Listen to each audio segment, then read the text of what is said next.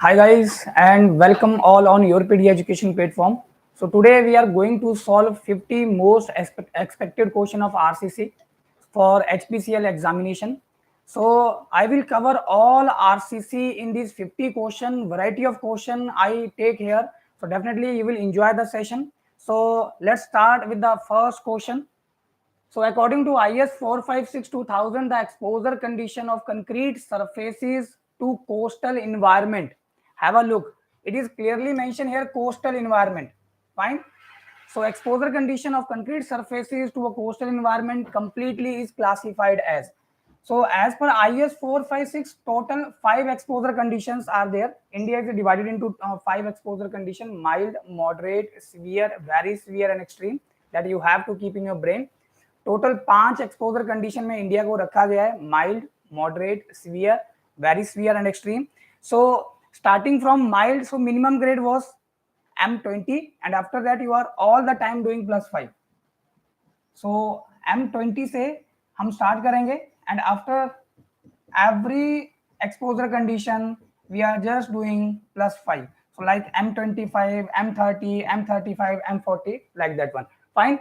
So according to the IS 456, for the coastal environment, this is your basically the severe exposure condition. So here's the table. Basically I also came with the table to save the time and I have to cover this 50 question. Now see, so environment exposure condition, guys, this table is from IS 456. This table is from IS 456, that is a bible for the civil engineering. IS 456 2000. Okay, there's amendment, basically amendment number 4, that is happened in the 2013. So right now table is from IS 456 2000. So total 5 exposure condition: mild, moderate, severe, very severe and extreme. Total 5 exposure condition है. So concrete surface is protected against weather. Pay attention. How we come to know when the structure is situated in the mild, moderate, severe, very severe and extreme? So the thing that you have to keep in your brain, when structure is protected against the weather or aggressive condition, but it is not situated in the coastal area, not situated, except those situated in the coastal area. Fine. So concrete for moderate, concrete surface is sheltered from the severe rain. Pay attention, severe rain. When severe rain is there, we have to protect our structure surface, or when the freezing winds wet is there. So concrete exposed to the condensation also. In that case, the exposure condition is moderate, starting from mild. Minimum grade of concrete for the RCC work is M20. Every time just do +5. Here you will get M25. Again, if we talk about the severe exposure condition, what is happening there? Pay attention. Only remember this one: alternate wetting and drying. Alternate wetting and drying. You can just read here. This is basically I took this table from the IS 456. Alternate wetting and drying or occasional freezing whilst. Occasional freezing is there. In that case, your structure is situated in the severe exposure condition. Pay attention. Concrete exposed to the coastal environment, that is asked in the question. Basically, concrete exposed to the coastal environment, what is exposure condition? Answer is the severe. What will be the minimum grade of concrete for the RCC work? So +5 M30. If it is written for the coastal environment, the minimum grade of the concrete for PCC work, then answer will be M20. Fine. So what we have next is very severe. When there is the sea water spray, structure is subjected to the sea water spray. Fine. And when it is in contact with the groundwater, when structure is in contact with the groundwater, what exposure condition we have? Answer is very severe. And what we have last is the extreme. So extreme meaning to say that structure is situated in the tidal zone. These are the key points. Keep in your brain. When structure is situated in the tidal zone, it means we have the extreme exposure condition. So every time we are doing this +5. So here M35, here grade is M40. Fine. So answer of this first question is your severe exposure condition. Option B is the answer. Fine. Is it okay? So let's proceed. Next question. Which of the following is true regarding stress strain curve of concrete? Just read question carefully, guys, and let me know the answer. which of the following is true regarding stress strain curve of the concrete? Which one is the correct statement? The question is that a straight line up to the failure. He's just asking the stress strain curve, and you know very well, if we talk about the stress strain curve, so what we have in x-axis we have strain, and in y-axis what we have? Stress. Fine. In y-axis we have stress, in x-axis we have strain. So this first one, which I'm drawing with black, so one curve is there. So let me draw first, after that I will come to the point that basically asking the question. This is second curve, green, and let this be blue, is your third curve. Just pay attention. So now all three curves are parabolic. All three curves are parabolic up to strain 0.2%. Listen carefully. All three lines are parabolic up to strain 0.2%. So what is the meaning of 0.2%? Answer is 0.002. The strain value of this one, the curves are parabolic. These are parabolic. After that we have the straight line. So what is the maximum strain that we have in concrete?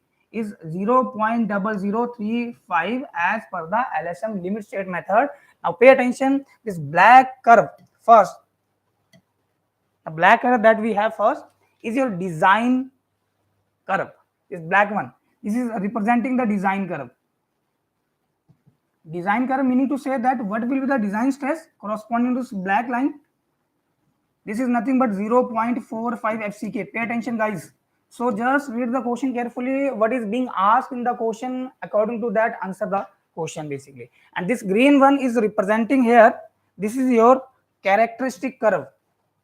This green one is representing characteristic curve, and corresponding to this characteristic curve, what we have stress is 0.67 FCK.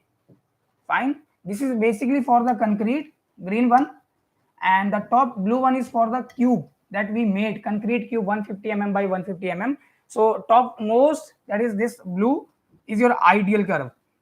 So three curve we have. So question might be this one, guys. So what is the strength corresponding to the design characteristic curve? Design characteristic curve.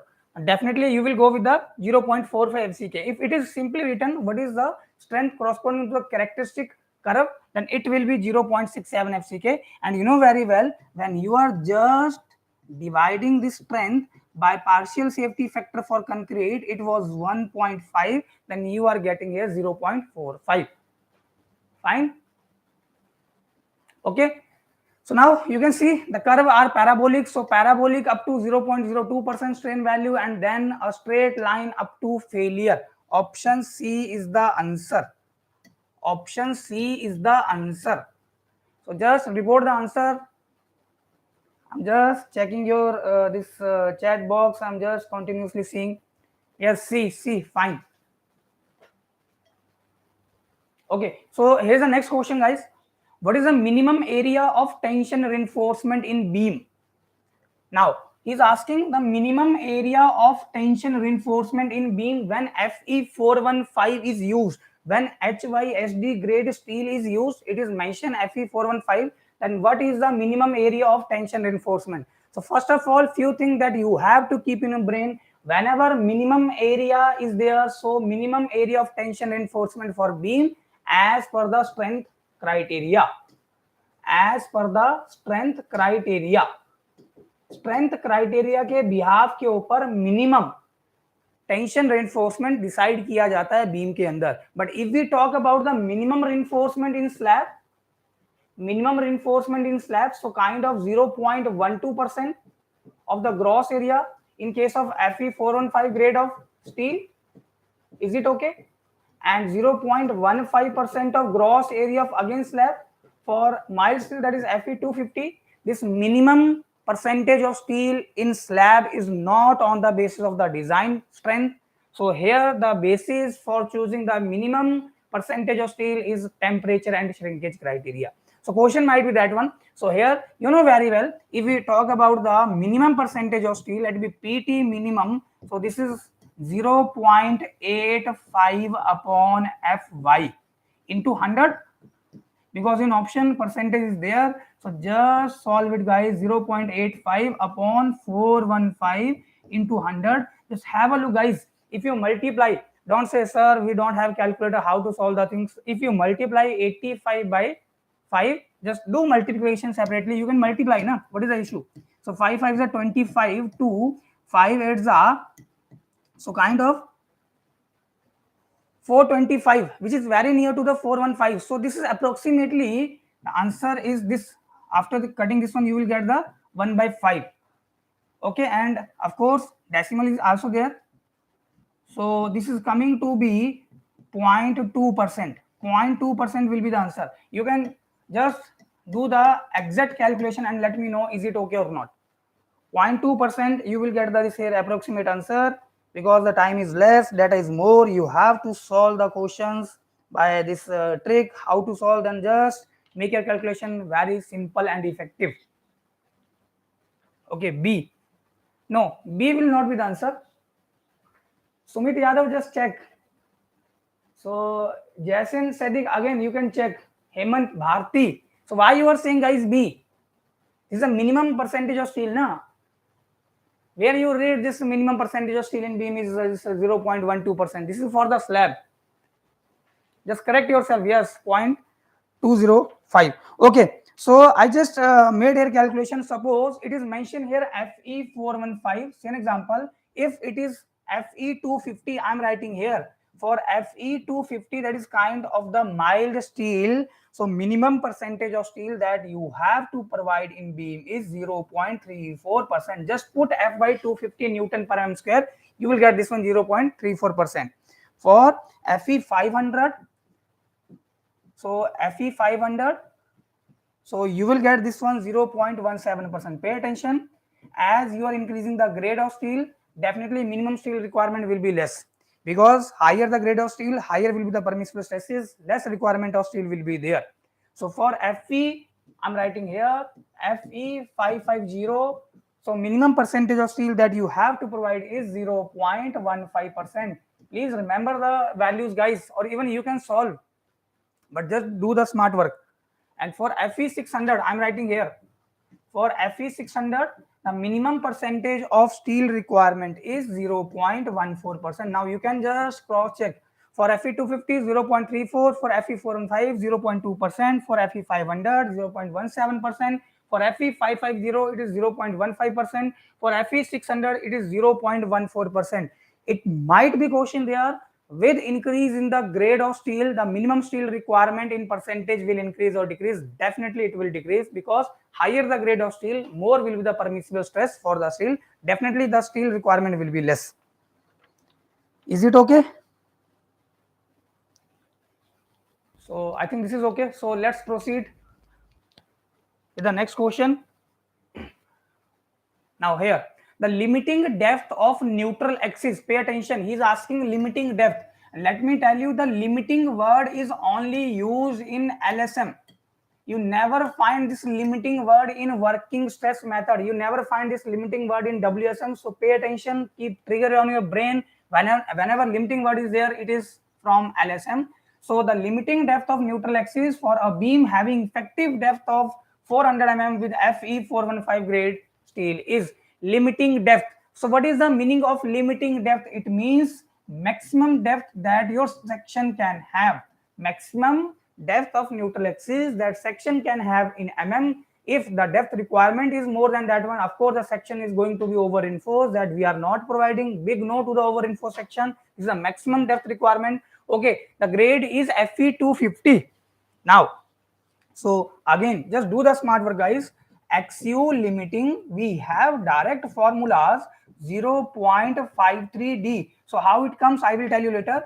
So this is for the mild steel, that is for FE250 grade of steel. So if we talk about for FE415, so this is FE. FE stands for ferrous. This is FE415. So what is the XU limiting value formula? It is coming to be 0.48D. Sir, how these formulas are coming? Just wait, I'm going to explain. Just wait. So for FE500 grade of steel, so this XU limiting is 0.46D. Fine. These are the general values, guys. And we have this when you going in LSM part, you will find this strain diagram for beam. So what is the maximum strain that concrete have in this bending compression? 0.0035. What is the strain that steel should have minimum strain value?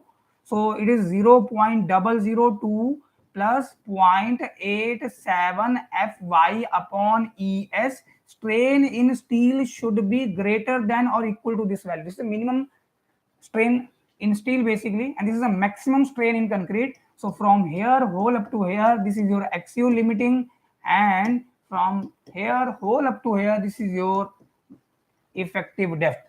Now if this is your axial limiting, then this remaining will be your d minus axial limiting. So just apply here similar triangle formula, you will get the answer. That what you are doing here, 0.00, I'm writing here 0.0035 divided by this perpendicular is nothing but axial limiting, equal to what, 0.002 plus 0.87 Fy upon Es whole divided by d minus axial limiting. Just catch the value of axial limiting, you will get the formula by putting Fy to 50 and E is nothing but Young's modulus value of steel. This you know very well, 2 into 10 raised power 5 Newton per mm square, that is megapascal. Clear? So just have a look, guys. If you put here, now suppose these things you just cram. Now in question, he just asked for the FE550. Now don't say, sir, in books only 3 values are given. So how to calculate this one? So you can just apply this similar triangle equation. Or even you already did this homework, so no need to do in the exam. So here axial limiting is kind of 700 upon 0.87 Fy plus 1100 whole multiplied by effective depth. So just put here Fy 550 and just solve it. You will get this one 550 corresponding. What is the axial limiting? It is 0.44D. And what is for 600 Fe 600? It is 0.43D. So black thing that I wrote, there are additional values that you have to keep in your brain. Just make a note here and write down the values. Clear? The probabilities are very high to ask these values. Fine. So here the answer is what? Let me know. What is the answer, guys? Is it 212? Is it okay? Is it okay? This option D is the answer. 212 mm आ रहा है. अगर यहाँ पे D, if you put D 400, so don't say sir we need calculator. So 0.43, oh sorry, 0.53 into 400. So can you write 53 into 4? So decimal in denominator we have 100, 0 cancel out. So we will get the answer. Fine. Okay. So let's proceed ahead to the next question. Here's the next question. Just have a look. As per the stress block defined in IS 456, the limiting depth of neutral axis. Again, limiting depth, limiting word is there. The question is framed from the LSM limit state method. Fine. So we have basically the 3 design philosophy: LSM, WSM, and ultimate load method. So WSM is nowadays obsolete, but still we are using WSM in case of the RCC water tank design, steel stacks, chimney design, and in some part of bridges IRC 21. WSM is there. Fine. So in flexural member having effective depth D reinforced with Fe 550 grade steel in tension. So let me know what will be the area. So as per the stress block, no, he's just asking the limiting depth. I think no need to right now do the calculation part. So you know very well what is the value for Fe 550. Is it 0.44D? Is it okay? Have a look for Fe 550. 0.44D. So simply option D will be your answer. Option D is your answer because you already did the calculation. Even you can just remember this one. This is your basically the basic thing that you have to keep in your brain. 700 upon 0.87 Fy plus 1100 whole multiplied by effective depth. Just put here Fy is 550 and you will sketch the data. That is the required basically. Clear? So let's proceed ahead. So next question, a rectangular beam section of 300 mm width. So rectangular beam section is given to us in the question. Width कितना दिया है 300 mm and effective depth this. Suppose we are given this rectangular section beam and suppose here at bottom we have the main steel. Always keep in your brain tension steel. If nothing is given to you, always report is provided below the neutral axis.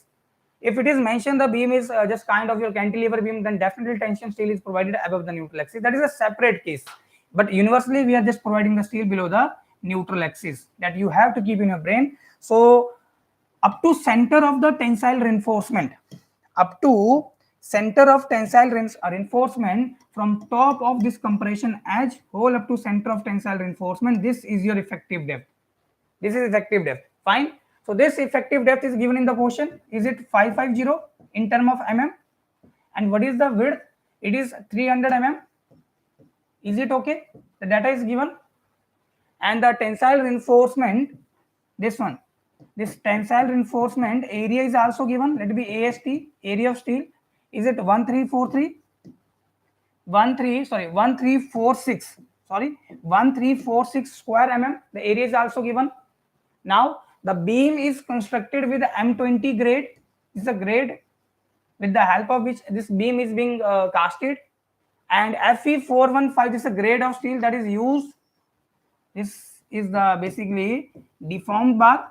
Fe415 grade of steel is given. So let me know how will you calculate the neutral axis. How will you calculate the neutral axis? The simple thing 225. Okay, very good. Very good. Who's the guy? Basically, this Sumit Yadav. Very good, Sumit Yadav. Yes, 225 is the answer. 225. This is basically in mm. So just let me correct it. This is in mm. 225 mm is the answer. How? So whenever the calculation of neutral axis is there, just now take a case here. Limiting depth of neutral axis is not written here. If it is written what is the maximum depth of neutral axis or limiting depth of neutral axis, then you can simply apply the formula. For Fe415 you have the axial limiting equal to 0.48 times d. Don't apply that formula. This is wrong. If you are applying guys directly this one XU, sir, this formula we can apply here, then answer is no, big no. Why? Because in question it is not written here limiting depth of neutral axis, simply neutral axis. So how to calculate the depth of neutral axis? The answer is that whenever actual depth of neutral axis you are going to calculate, what you have to do, just equate the resultant compression force with the resultant tension force. So resultant compression force, let be C, resultant tension force, let be T, resultant compression. So we already did this derivation in RCC class. So 0.36 FCK B into XU equal to resultant tension. What is the design stress for steel? Answer is 0.87 Fy. This is stress multiplied by area. You will get the force. This Fy is given in the question. AST is also given in the question. B is given. FCK is 20. So you can just catch here XU. You have to do calculation. The answer is 225. That is Sumit Yadav already solved. So let's proceed with the next question. Okay, here's the next question, guys. So have a look. So it looks the question is very lengthy. This is just only the theory thing. This the statement is lengthy, but answer is very short. So just have a look on the question first and let me know the answer. So a singly reinforced rectangular concrete beam. Pay attention. Singly reinforced rectangular concrete beam has a width of 150 mm and effective depth of 330 mm. Effective depth is given and width is also given. The characteristic compressive strength of concrete, that is grade of concrete, is also given, M20, 20 MPa megapascal, and tensile strength of steel is also given, that is Fe415 is the grade of steel. Adopt the stress block as per IS 456-2000. Take limiting value of depth of neutral axis as this one, 0.48 times the effective depth of the beam. For considering a balanced section, what is a likely approximation for the limiting value of moment of resistance of the beam? What will be the limiting value of moment of resistance of the beam? Fine. So let's proceed. Okay, so I'm solving this question here because we don't have space more. So mu limiting, these formulas you have to keep in your brain guys, you have to cram, simply रटना बोलना जिसे, क्योंकि आप ये classes के अंदर इन फॉर्मूले को डिराइव करते हो. So right now I'm just taking guys, you know the formulas here for Fe 250. So what we have, mu limiting, so this is 0.148 FCK into BD square. This is for Fe 250 grade of steel, that is for mild steel. Mu limiting, but a balanced section can resist the maximum bending moment is your mu limiting. Fine. So what is for Fe 415? Is it 0.138 FCK into BD square? Is it okay? This is for Fe 415 grade steel. And what is for Fe 500? So let me do here, and I'm changing the color. Is it 0.134 FCK BD square as it is? This is for Fe 500 grade of steel. So just manage with the handwriting as is right now. I think the software is not compatible on which I am just taking the class. Okay. So now, so let me know the answer. So what you have to do guys, you just apply this formula. So 0.138 into FCK is 20, B is 150 into D square, D is 330. Is it okay? So I think this is okay. So just solve it. Now don't say sir how to solve this lengthy calculation. Just write it 0.14. Just 8, make 3 4, and 14 by this 100 into 20 into 150 into 330. Just solve it. You have to do calculation guys. After that you can crack the exam. So what is the values are coming, let me know. So is it 45.08? Is it okay? Answer is option C. Is it okay? This is the answer basically. So just solve this one guys. This is nothing but your mu limiting. I apply this formula. Second one, because the grade of steel is Fe 415. So sir, how we come to know the grade of steel? This one here. This is written clearly. The tensile strength of steel is 415 megapascal. 415 given है. तो ये Fe 415 grade of steel हुआ.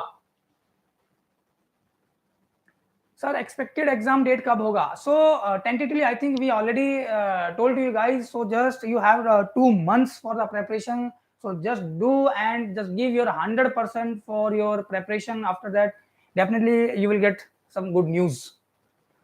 Okay. So just left now. So when the exam is going to happen, that is a separate thing. So now we have few times. So just focus on the question and solve the questions. Okay. So this is a kind of height of tension when this exam is conducted. So just always prepare. Whenever exam is there, you are always prepared. You should be like that one. Okay. So next question, the main reinforcement. Now see this one. This is kind of a tricky question that is generally asked in the exams and students get confused. Okay. So the main reinforcement of an RC slab consists of 10 mm bar. Slab के अंदर 10 mm dia का steel given है at 10 centimeter spacing. So let me frame here the situation. See an example. We always considering the unit width of the slab. Unit width meaning to say that 1 meter width. Fine. In this 1 meter width, the steel is being provided. Let it be like this one. Okay. So what is the diameter of this steel bar? It is clearly mentioned in the question. 10 mm is the diameter. And what is the spacing between the steel bar? Again, it is written 10 centimeter at 10 centimeter spacing. Fine. So if it is desired to replace 10 mm bar by 12 mm, suppose 10 mm dia bar, we are replacing it with the 12 mm. And what should be the spacing for 12 mm dia bar? This is the question. So in such type of question, just do one thing guys, always just equate area of steel. This keep in your brain always, area of steel. So what you have for the 10 mm dia bar, 5 is the dia, should be equal to area of steel for 12 mm dia bar. Area of steel will never increase or decrease because it is basically on the behalf of the design. So already the values are being calculated. So we just have to equate the area. Area should always be equal. So in short, we know very well if we are increasing the diameter, what will happen? The spacing will increase. As the number of bar will decrease, then spacing will increase. How? So let us see what will the area of steel for 10 mm dia bar. First of all, let's calculate the number of steel bar. So कितना number होगा steel bar का? 10 mm dia का number of bars. So how to calculate? Simply 1 meter slab की width में number of bars कितनी, spacing is 10 metre, sorry 10 centimetre, so this is 1 metre, so I can write it in centimeter, 100 centimeter, denominator again centimeter will cancel out, this is 10 numbers of bar are there of 10 mm diameter at spacing of 10 centimeter. Clear? So this is, I'm not going to solve this one, I'm just writing here what will the area. Answer is pi by 4 into 5 ka square. What is 5? So let me correct it. 5 is here 10. Pi by 4 into 10 ka square, this is dia, this is area, into number of bars is 10. This is kind of total area that we have, equal to what? Pi by 4. What is the bar dia that you are replacing? It is 12. And what is its number that we have to calculate? So let it be x. Fine. So just calculate here x. So pi by 4 cancel out. So here you will get this 100 ka square, 10 ka square 100 by 144 into 10, you will get here x. So let me know what is the x. Let me know what is the x. So just check it and let me know what is the x. So this is coming to be 7. Approximately the x is coming to be 7. I will tell you trick, guys. 7 number of bars are there of 12 mm diameter. Although I will tell you trick how to solve such type of question without doing this lengthy calculation. But first of all, have a look on this one. Now, how will you write the number of bars? So this is 7. So spacing, what will the spacing? Simply spacing. So this 7 bar have to be divided in this 1 meter, that is 100 centimeter, divided by this 7. So you will get the answer 14.4 will be your answer. Okay, 13 point something you will get, which is very close to this option C will be your answer. This will be your answer. Have a look. Option C. Very good. C is the answer. Fine. So one more thing, that if spacing like questions are asked in the exam, how to solve such type of questions. So just pay attention. Pay attention how to solve. So I'm writing it with red. So this is kind of trick. S2 by S1. So S is representing the spacing, equal to D2 by D1. D is representing the diameter of bar whole square. In right hand side we have the ratio of the bar diameter whose square is there. So what is the S2? S2 is the spacing of the 12 mm dia bar that has been replaced with the 10 mm, and S1 is the spacing of the 10 mm dia bar that is given to you 10 centimeter, and D1 dia 10 mm, D2 dia 12 mm. Just solve it, you will get this S2. Of course, same thing you will get here. This is kind of the trick. So you can just directly write it. Or even if you equate the things by the area of steel for the 10 mm, area of steel for the 12 mm, you will get the same formula. Clear? So let's proceed ahead and move with the next question. Next question, shear and bond stresses of simply supported slab. Shear and bond stresses of simply supported slab is usually, what is the value of shear and bond stress? This is the question basically. So what do you think, guys? The shear will be high or less? The bond stress will be more or less? This is the question. So now, first of all, that I want to tell you, just keep this thing in your brain again. IS 456, that is kind of the Bible for the civil engineering. Whatever written on this code, you have to blindly follow that one. This code is saying whenever you are designing the RCC structure, always consider the nominal shear stress. First thing, always consider the nominal shear stress. Now thing is that, sir, how to calculate the nominal shear stress? The answer is nominal shear stress first of all is denoted by tau V, which is equal to VU upon BD. VU is your factored shear force that you got from your SFD, and B and D are the dimension of the beam width and the effective depth. Now just compare it. If you are considering slab and beam, pay attention, guys.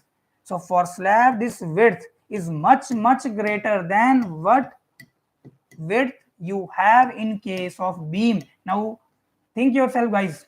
as you are knowledgeable and intelligent guys are there, so you can just consider yourself and just analyze the thing. If for slab the width is extremely high as compared to what we have width in case of the beam, definitely if denominator is more, the overall value will be less. So for slab the shear stresses, for slab the shear stresses are very low. For slab the shear stresses are very low.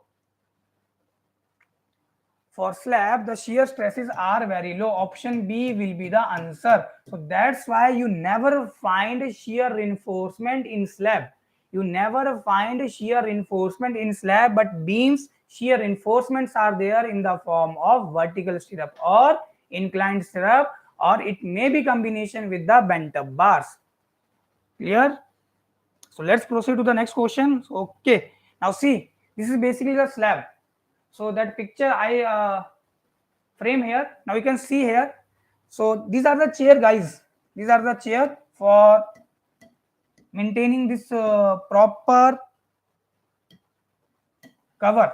So I'm writing this side. This is the chair that we have. This is the chair. Chair. We are saying it chair. And you have here this kind of the distribution steel or main steel, or you might have both direction main steel. So it will depend upon whether slab is one way or two way. तो अभी के लिए figure दिखाने का purpose क्या है? There is no shear reinforcement. No shear reinforcement. This is for slab. This picture is confirming the reinforcement of slab. Now see this one.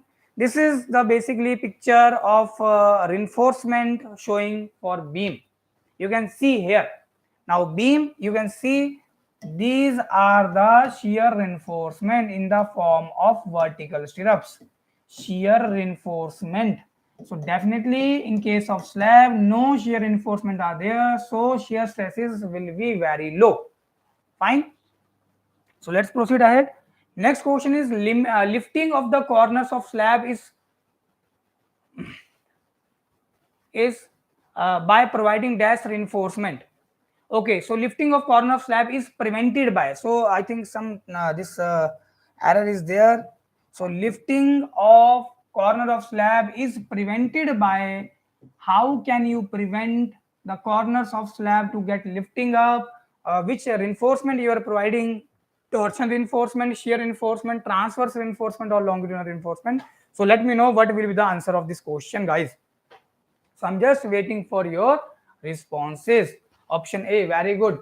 Torsion reinforcement is the answer.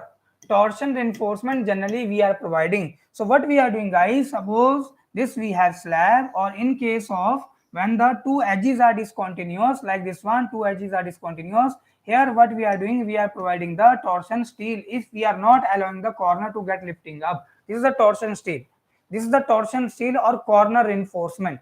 So when you have to provide the torsion steel or when you are not going with the torsion steel, it will depend upon whether the slab is your simply supported or whether the slab is your restrained slab. If further it is restrained slab, that is corners are not allowed to get lifting up. So at the two discontinuous edges, definitely you have to provide this torsion reinforcement, but here only one edge is discontinuous. So what torsion reinforcement area you have provided here? 50% of that one you are providing here. So we will see this type of questions I also consider. So let's proceed ahead. So here's the next question, guys. For a simply supported beam of span 12 meter, simply supported beam having span of 12 meter. So this is the simply supported. So one end that you have is pin support, other end is having the roller support. The span is 12 meter. This is given in the question, guys. So simply supported beam having span 12 meter, the basic value of span to effective depth ratio. Pay attention. For span up to 10 meter, you will find this in IS 456.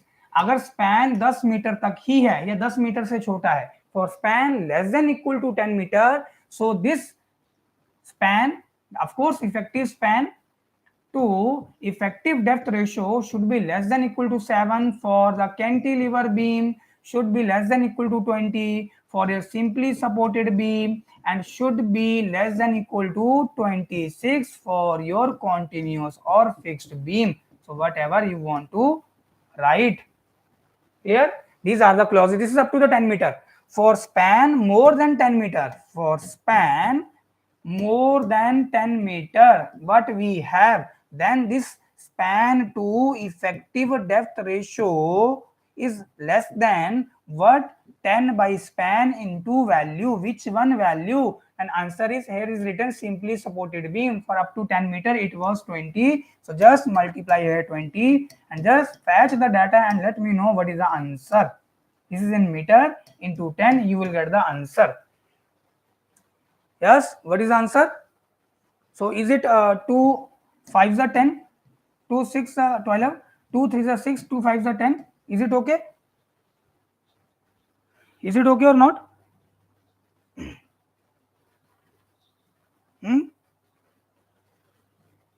This is 20 basically. Okay, this is 20. I think by mistake I wrote here. So this is 10. So 5 into 10 is what, 50? 50 by 3. Just be careful during the calculation. So don't make silly mistakes. Just right now we make a mistake here. D, yes, D is the answer. Fine. That is okay, great. 50 by 3. Just do your participation, guys. Just do your participation in the session and solve the question. So I came with very good question, and that will definitely cover your whole RCC. You will find in a single question. This is a kind of the one question that we have, but I consider this extra thing in one question. Definitely we will do 3 or 4 questions in one question. We will just linking it with a different way. So here's the next question, guys. So if design bond stress, in next question, if design bond stress is 1.5 Newton per mm square, design bond stress tau BD से represent किया जाता है. It is represented by tau BD 1.5 Newton per mm square.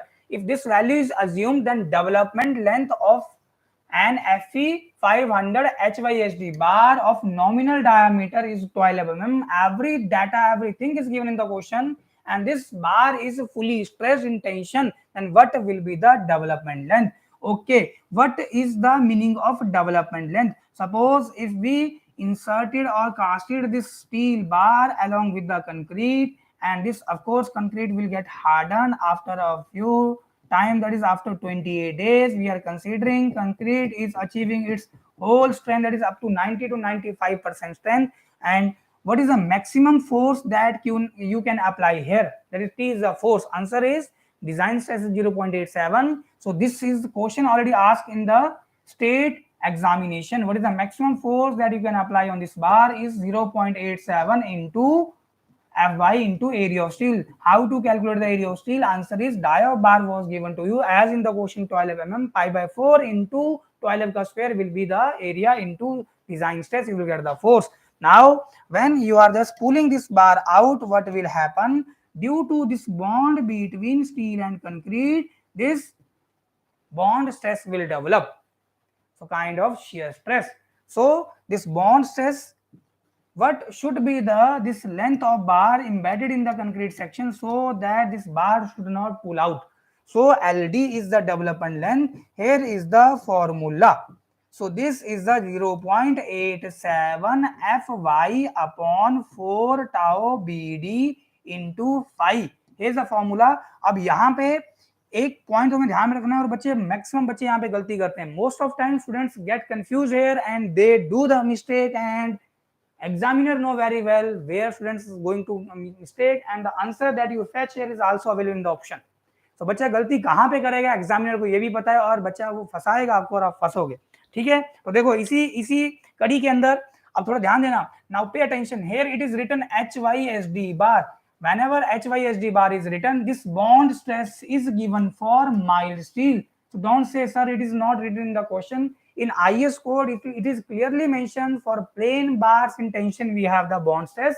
So for what we have in case of the HYSD in tension, just increase the 60% value. So here this tau BD will be 1.6 into what is the value given in the question, 1.5. So just catch the value. This phi is your 12 mm, Fy is your 500. Just catch the value. Let me know what is the development length. Nothing match. Okay, so just now do the calculation. Most of cases may it is possibility is very high. The wrong option that you are just calculating will also be present in the option. Fine. So now have a look and let me know what is the answer, guys. Yes. So I'm just seeing Sumit Yadav, Hemant, Bharti. These guys are only active. What about others? What about others? A होगा answer और A ही है answer. चलिए. So only two guys are there. So what about the rest of guys? Are they sleeping? So what are you doing, guys? Just solve the question. If you really just want to make your career, so just right now, if you have something in your inner side, you have to crack the exam. You have to just grab any post. Then you have to do practice. So we are coming with very good practice questions for your this HPCL examination. Even these are the very good questions for if you are preparing for the any PSUs. So let's proceed ahead. Now see, so here the question might be this one, theoretical question, the bars are subjected to compression. So what you have given bond stress in tension, pay attention. So what you have to given in the question, if the plain bars are subjected to intention and bond stress value is given in the question. Now he is asking the HYSD bar are subjected to compression, what will be the bond stress? Answer is just multiply the value by 2, what is the given in the question, or just increase it by 100%. So be ready for such type of the theoretical question that are the generally asked in the paper. Okay, so let's proceed ahead. So here's the next question. For M150 mixed concrete, for M150 mixed concrete, for M150 mixed concrete, according to IS code specification local bond stress. So now let me tell you some additional things as per IS 456-2000. This is the Bible. और इस code के according last grade highest grade was M80. This was the highest grade.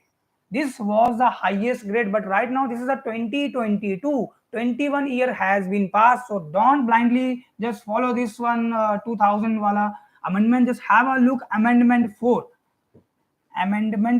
and after that you have also one more amendment.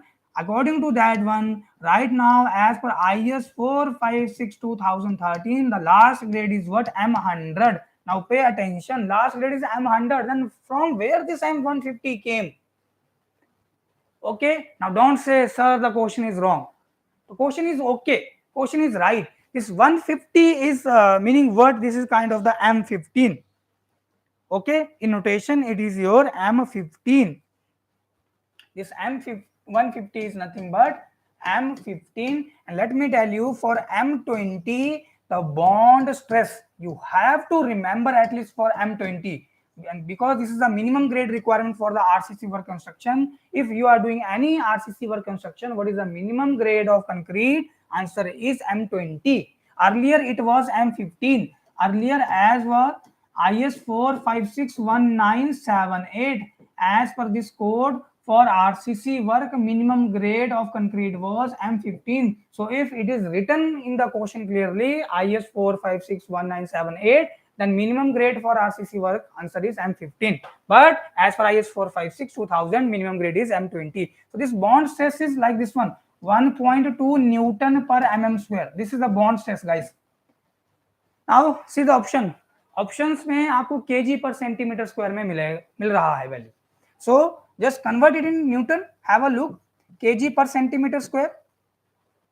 Or if you just convert it this one, 1.2 Newton per mm square into kg per centimeter square. Have a look. 1 kg is approximately equal to 10 Newton. 10 Newton के बराबर होता है. And 1 centimeter is exactly equal to 10 mm. Just do the calculation part and sketch the value. You will find here the value is 12. So for M20, if it is 12, of course for M15 it will be less than 12. So what is the value less than 12? Don't consider 5. It is near to the 12. Let it be 10. So if you just going through the IS code, you will find the same 10 kg per centimeter square. Yes, Hemant Bharti. Option B is the right option. Clear? So let's move with the next question. Okay, now see the question that I was earlier asking here, for deformed bar conforming to IS 1786. This is the code for the deformed bar. So we have basically 4 type of steel bar in the RCC. The design bond stress in limit state method shall be for deformed bar, the bond stress is increased by 60%. Now don't say, sir, it is not mentioned in the question the bars are subjected into tension or compression. If nothing is given to you, definitely you always consider 60% increment in the bond stress. If it is mentioned compression is there, then what will be the bond stress increment? So if it is written as for deformed bar subjected to tension, say an example, for bond stress when deformed bar subjected to tension having this value, I'm just considering it this one. Here is no logic from where this value came. अगर deformed bar tension में subjected है और ये bond stress आपको given है, now he is asking the deformed bar are subjected to compression. Earlier they were subjected to tension, but in question he just make the things reverse. Now the deformed bars are subjected to compression. Now what will be the bond stress? The answer will be bond stress increases by 25%. So be ready with this one. Okay, with respect to the plain bar, it is 100% increment. Okay, so here's the next question. The minimum clear cover for the main reinforcement 16 mm dia bar in the column according to IS 456 is, Hanji, is it 40? Is it okay? And this 40 will be the answer when the, suppose this you have column. Okay, ये column हमारे पास है और in this column here we have this main steel और ये इस column के अंदर main steel है. These are the main steel bars. So kind of the longitudinal steel that we have, and this green things are kind of the ties that we have. So don't say shear reinforcement. So what we have? Ties. Okay, like this one. So now, so cover this one, if we talk about, so with respect to here, so let me show, although I'm not good in drawing. So this cover, if the bar diameter, longitudinal bar diameter, if it is greater than 12 mm, then definitely this cover will be 40 mm.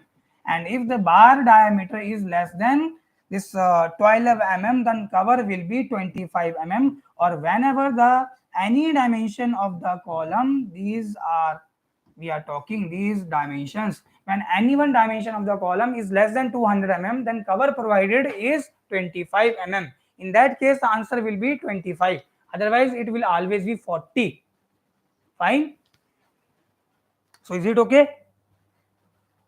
So I think this is okay. So let's proceed with the next question. As per IS 456-2000, minimum period before striking formwork for the vertical surface of the column. So column, here we have column, and column को cast करने के लिए we have to do shuttering. For the construction purposes of column, but we have to place here formwork shuttering. So this black thing is what?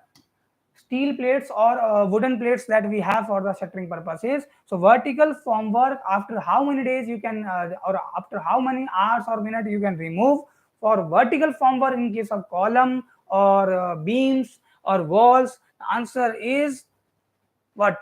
Answer is after, for the vertical formwork, it is 16 to 14 hours.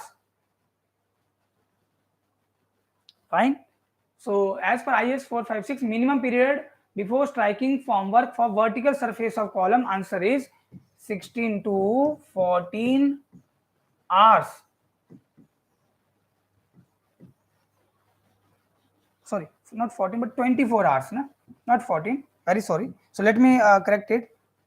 This is 16 to 24 hours. 24 hours meaning to say that maximum is what? 1 day. 24 hours, 1 day. Option A. Is it okay? Is it okay or not? 1 day, yes, fine. So what is the stripping time for the soffit formwork of slab, soffit formwork for slab. So if you are removing the soffit formwork,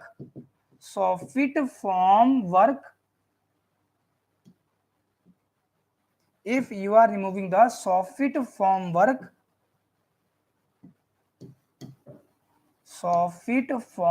for slab, हाँ जी, so what will be the answer, बताइए, soft form work of slab को कितने दिनों के बाद remove किया जाता है? What is the answer?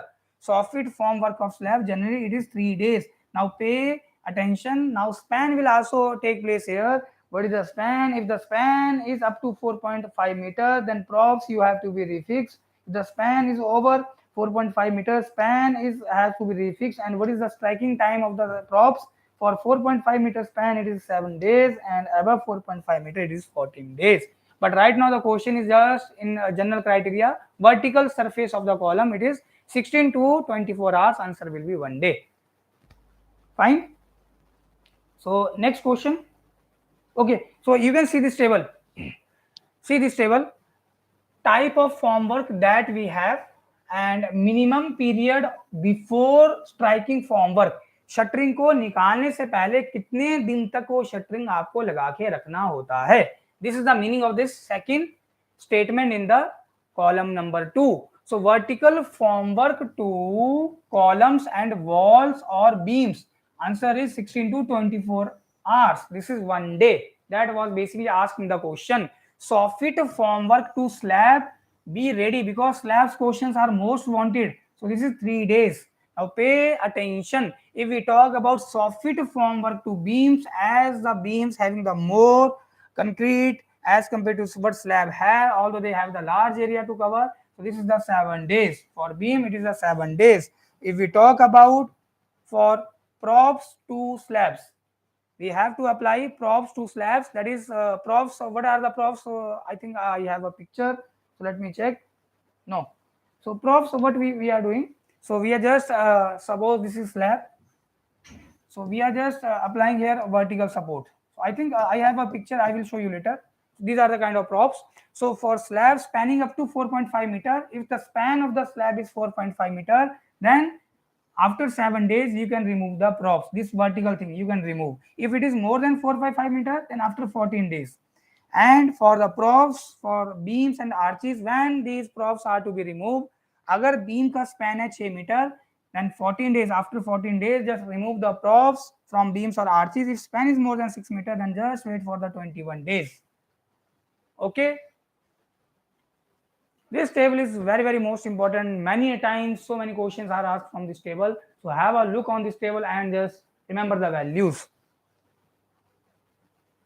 So let's proceed with the next question. The diameter of longitudinal bars.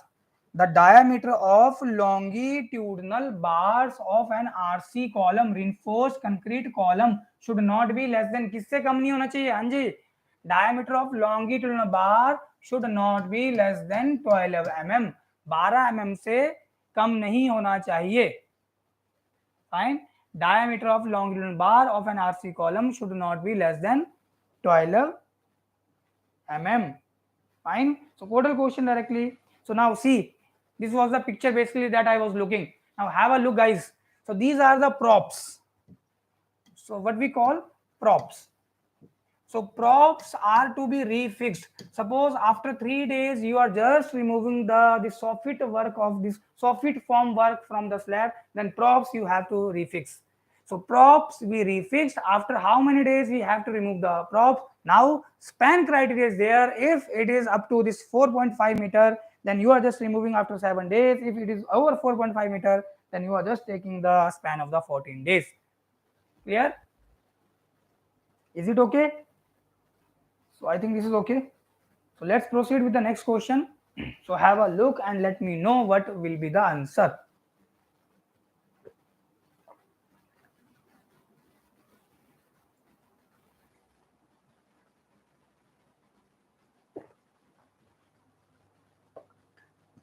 Okay. So what will be the answer? A short RCC column. So whenever a short word is there, pay attention, guys.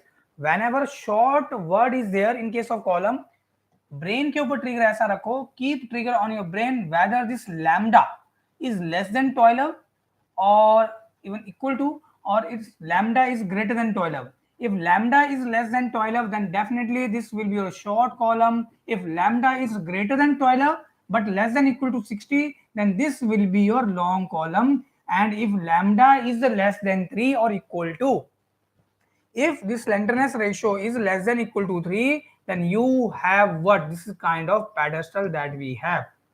Fine. So question might be there. So let's look on the question. A short RC column is designed assuming maximum permissible axial compressive stresses in concrete and steel as. Now pay attention. In question ये पूछ रहा है कि short column की जब हम designing करेंगे तो maximum permissible axial compressive stress concrete के अंदर एंड स्टील दोनों में कंप्रेसिव स्ट्रेसेस बताने हैं. Pay attention. Maximum permissible axial compressive stresses in concrete and steel. This is a question basically. So let me know what would be the answer. So you know very well, if we are not considering the eccentricity, pay attention guys, if we are not considering the eccentricity, ready questions like this one, if it is written in the question there is no eccentricity, zero eccentricity is there, then what is the maximum permissible axial compressive stress for concrete? What is the maximum permissible axial compressive stress for concrete? This is 0.45 FCK. Listen carefully. If it is written in the question, minimum eccentricity is not there, that is minimum eccentricity is 0, that is load is passing through the centroid of the column section, then what is the maximum permissible axial compressive stress for concrete? Answer is 0.45 FCK. And what is the maximum permissible axial compressive stress for steel? This is 0.75 FCK. Pay attention. Now it is not written in the question. It is not mentioned, sorry, not FCK but FY. Okay, so because for steel, if FCK is the basically characteristic compressive strength of concrete, this is FY. Fine, characteristic yield strength of steel. So if this E minimum is there, not 0, then what is the maximum permissible axial compressive stress for concrete? Is it 0.4 FCK? Is it okay? And what is the maximum permissible axial compressive stress for steel? Is it 0.67 FCK? Is it okay? 0.67, not FCK, again saying FCK, 0.67 FY. Is it okay? So these are the values. And if you are talking this RCC beam and not column, for RCC beam, that is flexure is there, then what is the maximum permissible compressive stress for concrete? Is it 0.45 FCK? And what is the value of this maximum permissible stress for steel? Is it 0.87 FY design stress? Is it okay? So just read the question carefully, what is being asked from you, and what will be the answer? Answer will be the 0.4 FCK and 0.67 FY. Option A is the answer. Fine? Yes, fine. So next question. An RCC column of 4 meter length, column हमें given है जिसकी length है 4 meter, is rigidly connected to a slab. So let me draw here a column. Suppose we are given with a column which is rigidly connected with this, suppose at bottom we have this footing or foundation, at top we have slab. This is a question basically given to us. Okay, and this is column. So let me read the question again. An RCC column of 4 meter length, this length is given, so which one length? Of course this will be your unsupported length, otherwise it will mention in the question this is your effective length. This is unsupported length basically. Rigidly connected to the slab. Rigidly connected meaning to say that column whose both ends are fixed. Fine. And to the foundation, its cross section of this one, the column will behave as n. So you have to check column is long or short. This is the question basically. So what will be the answer?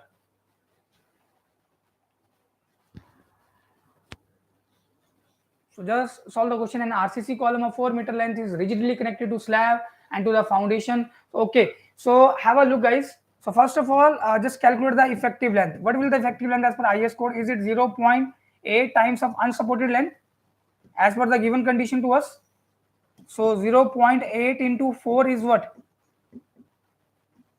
3.2 meter. Is it okay? Or what we have, I think this is 0.7. I think we are getting this value 0.7. I think so. Just yes. So this is not 0.8. This is 0.7 into unsupported length. This 4 meter is your unsupported length.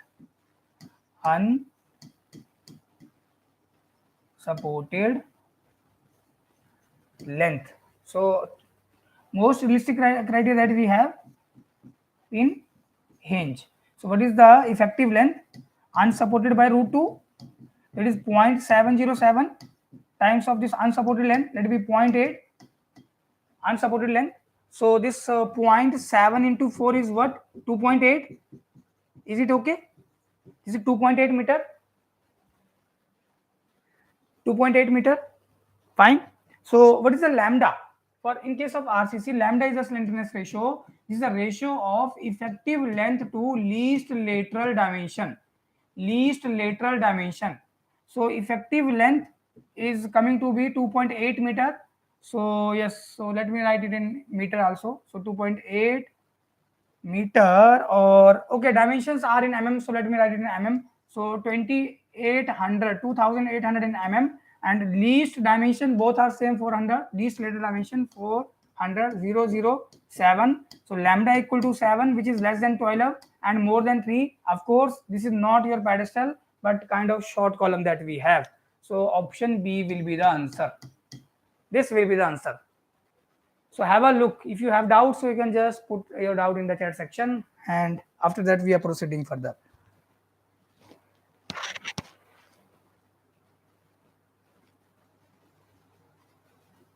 So what we are considering here, one end fixed and one end pinned, like situation that we have. Fine. So I think we have to proceed further. Here's the next question. So in next question, which of the following is not a, इनमें से कौन सा नहीं है?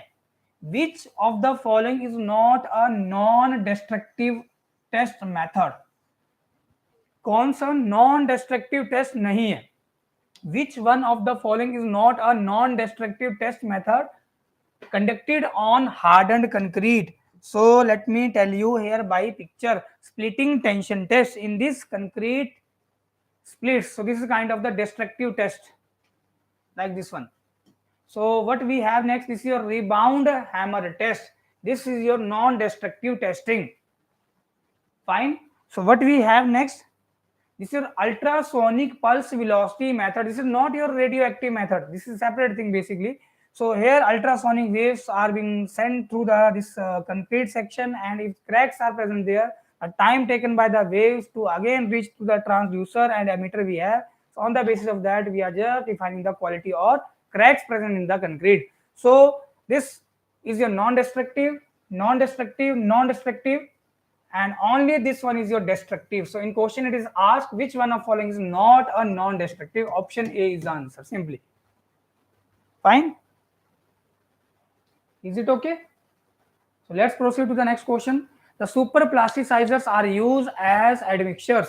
Super plasticizers को हम admixture के रूप में use कर रहे हैं. We are using super plasticizers as admixture for the following purposes. What?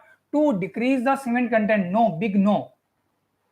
These kind of admixtures are never decreasing the cement content. So to disperse the particles, so they are just expanding the particles, making them more finer. If they are just making the big flocks, so these super plasticizers are acting as deflocculating agents also. So remove air bubbles, yes, and to retard the setting, yes, of course.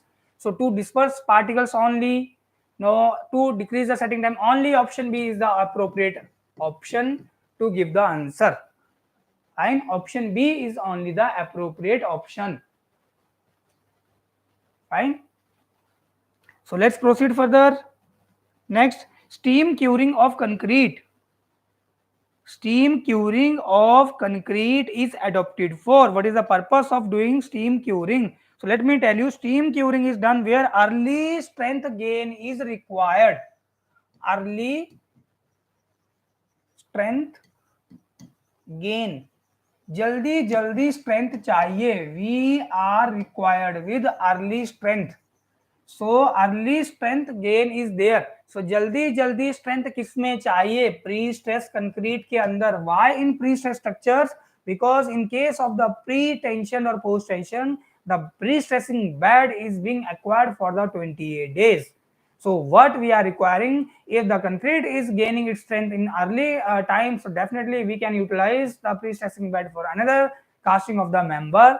Definitely answer will be your pre-cast structures.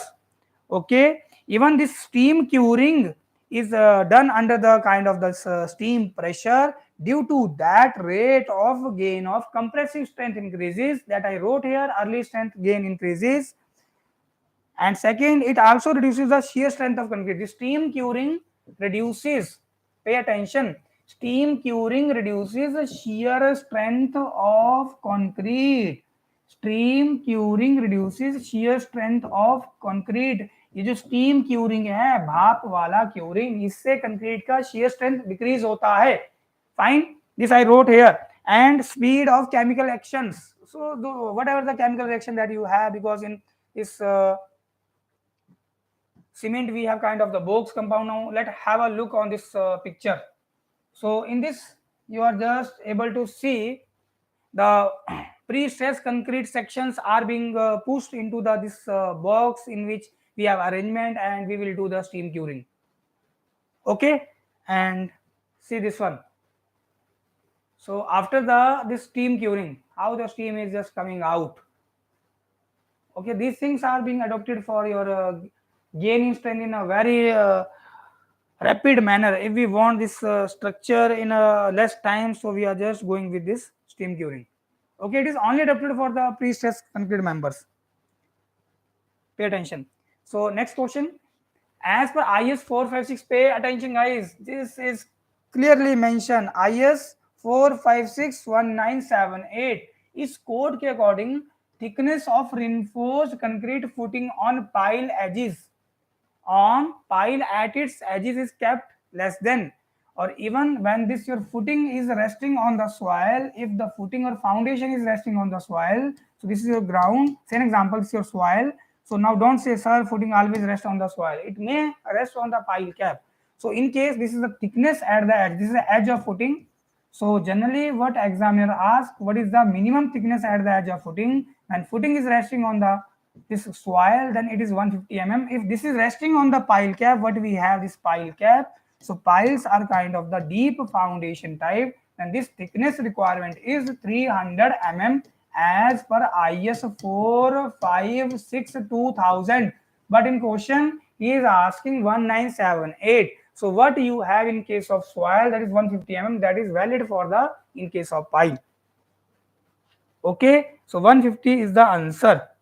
So that is 15 centimeter.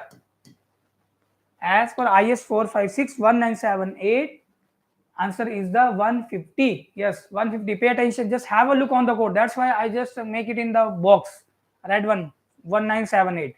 If it is written as per IS 456 2000, then definitely 300 mm or 30 centimeter will be the answer. So although that is not listed in the option, but that will be the answer.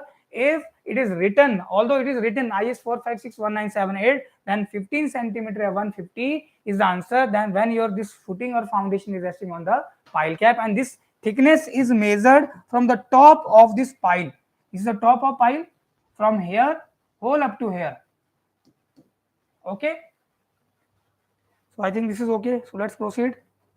Next question, the foundation whose length is considered greater than its width.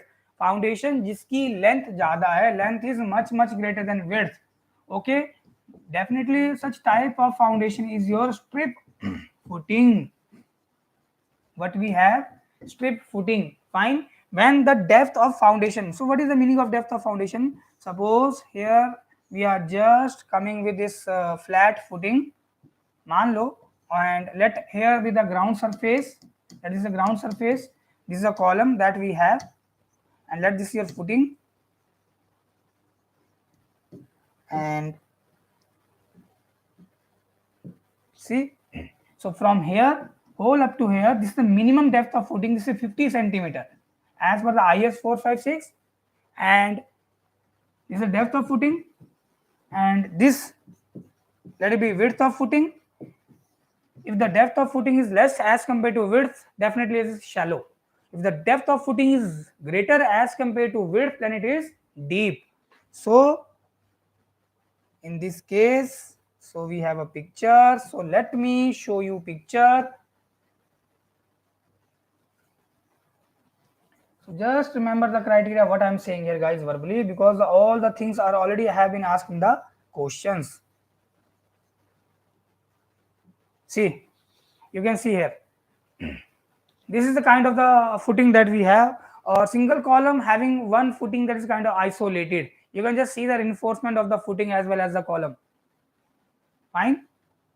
So ये column का steel, this is the reinforcement of the this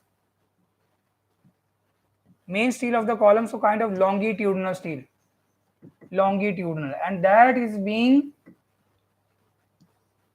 placed inside the footing. So kind of bond development length is there satisfied. Okay, so in second picture you can see, so we have what, this is kind of the combined, this is the combined footing. When on a single footing you will get the more than two or two column, then it is your combined footing. Fine. So here in question, a foundation whose length is considerable greater, this is your strip footing. Although let me check the whether we have this picture strip or not. So I think I have come with this one. Yes, see, in this case this is strip footing. So what is strip footing? This is kind of load bearing wall. Okay, load bearing wall meaning to say that a slab is directly placed on the masonry wall. There is no beam basically. Okay, and no column. The load is being transferred to the walls. From the walls it is being transferred to the footing. From footing it is ultimately going to the soil. When this width of footing is less as compared to length of footing is very very large. In this direction suppose we have length. So when length of footing is much greater than what is the width of footing, and this is your strip footing. One more footing is there, that is kind of strap footing, that is separate thing, guys. Don't get confused between the strip and the strap footing. Clear? So let's proceed with the next question. In reinforced concrete footing, in RC footings, minimum value of nominal cover. What is the minimum value of the nominal cover for the reinforcing bar to meet the durability requirement? Let me tell you the cover requirement. The cover that we are providing in our structural elements are on the basis of two things. One is the exposure condition, and in the very first question I already told you guys, India is divided into 5 exposure condition. That is, country is divided into 5 exposure condition: mild, moderate, severe, very severe, and extreme. So you have to remember the data. And second is the fire resistance. So on the behalf of these two things, the cover value is being decided. What should be the cover for footing? The minimum is 50 mm. At least this is the cover that we have to provide, and maximum is 75 mm. Minimum is 50 and maximum is 75. Clear? Okay, so let's proceed with the next question. So in an isolated reinforced, that is a single footing having only one column, isolated reinforced concrete footing of effective depth D, the stress in the punching shear is checked. There are the two types of the failure is there. One-way shear is there and two-way shear. Two-way shear is also known as the punching shear. So in punching shear, the critical section is at a distance D by 2 from the face of the column. You have to remember the codal clauses. Although let me show you figure. So what is the meaning of punching shear? See this one. So what is happening here, guys? The material, this concrete column or this column is being punched into the footing. So what is happening? This is kind of the failure. So this is kind of the truncated pyramid that we have, fracture plane. And here, so what is happening? If this is slab, the column punched into the slab. So what is happening? Suppose if someone is standing here, some person is there, definitely some casualty will be there. We never want that one. So where will this critical section? So of course at a distance D by 2 from the face of column. What is D?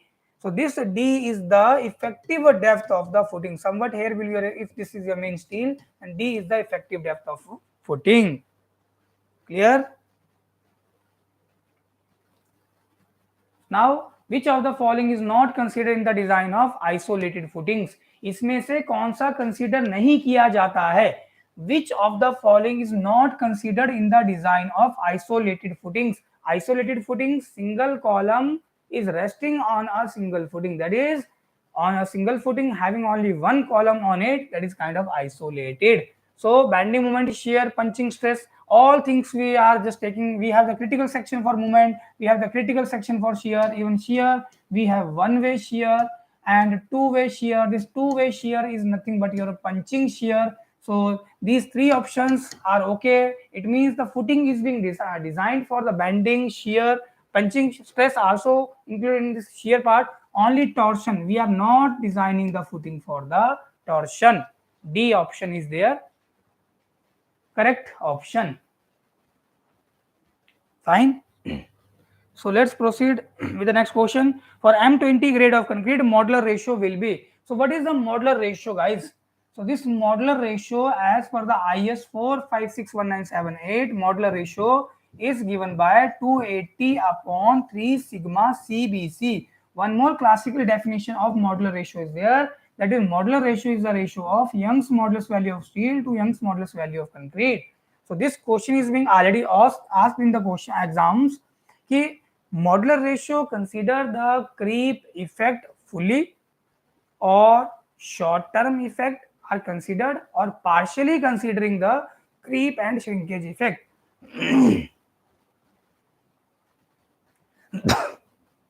Okay, so sorry for that. So this modular ratio as per IS 456 partially considering the creep and shrinkage effect. Partially considering the creep and shrinkage effect. So what it mean? Partially considering the creep and shrinkage effect. This is shrinkage basically. Don't mind the spelling. Fine. So when you are just going with this formula for this modular ratio calculation, just apply two things. This E value of steel is always constant, 2 into 10 of 5 Newton per m square. Short term Young's modulus, that you know very well, 5000 root FCK. Long term, this short term divided by 1 plus theta. So this theta is the creep coefficient that you know. Just put the value and you will get the two values with respect to the short term and long term. And what the code gives the formula, this value will be in between these two. Meaning to say that, बोलने क्या मतलब है, if you are just putting this FCK value, say example, it is coming to be 10.8, let it be. And for the long term, it is coming to be, say example, 13.2. And by code, definitely it will be in between 10.8 and 13.2, let it be 12.1. So code partially considers the creep and shrinkage effect, not fully but partially. Clear? So now just solve the question. Modular ratio, how to calculate this 280 upon 3 sigma CBC. Is it okay? So what is the sigma CBC? Now this is not given in the question. And how to calculate the maximum permissible bending compressive stress, that is sigma CBC? How to calculate? Answer is this FCK upon factor of safety. Because in WSM what we have, factor of safety, but in LSM what we have, partial safety factors. Fine. So let me rub this data that is not required as per the question. So let's proceed now. Sigma CBC, this is permissible bending compressive stress for concrete, is FCK upon factor of safety. For this bending compression, what is the factor of safety? This is 3, and FCK is what? This is 20. 20 by 3 is a 6.66. Let it be 7. So just solve it. 280 divided by 3 into 7. 280 को 21 से भाग कर लो. You will get the answer. D. 11.56. No. Just check it. It is coming to be 13 point something. Option A is the answer. Option A is the answer. Raja Sekhar, again check your calculation part. Option A. Sumit Yadav A. Hemant Bharti A. Yes, A is the answer. Fine. So let's proceed to the next question. So here's the next question. Minimum grade of concrete for designing RCC water tank. What is the minimum grade of concrete for designing RCC water tank? Whenever designing word is there, have a look on the code IS3370. This is the code of practice for designing the RCC water tank. Okay, as per this code, minimum grade is M30. As per this code, minimum grade of concrete for designing the RCC water tank is M30. Okay, and maximum cement content that you can use for making the RCC water tank is 400 kg. Maximum cement is 400 kg per cubic meter. So 400 kg means 8 bag, maximum 8 bag you can use. One cement bag equal to 50 kg. And if we talk about the minimum grade for PCC, it is written RCC water tank. If it is PCC, as per IS 3370, answer will be M20. For PCC, answer is M20. Okay. And minimum cement content, this is the maximum. If we talk about the minimum, this should be the cement content. Minimum cement content is 320 kilogram per cubic meter. Just remember the data. Examiner can ask anything. Simply, these are the factual things that you have to keep in your brain basically. Okay. So I think this is okay. So let's proceed to the next question. So here's the next question. For limit state of collapse, flexor. So of course he's talking about the column. Maximum strain in concrete at outermost compression fiber is taken equal to maximum strain in concrete at outermost compression fiber. Yes, what will be the answer, guys?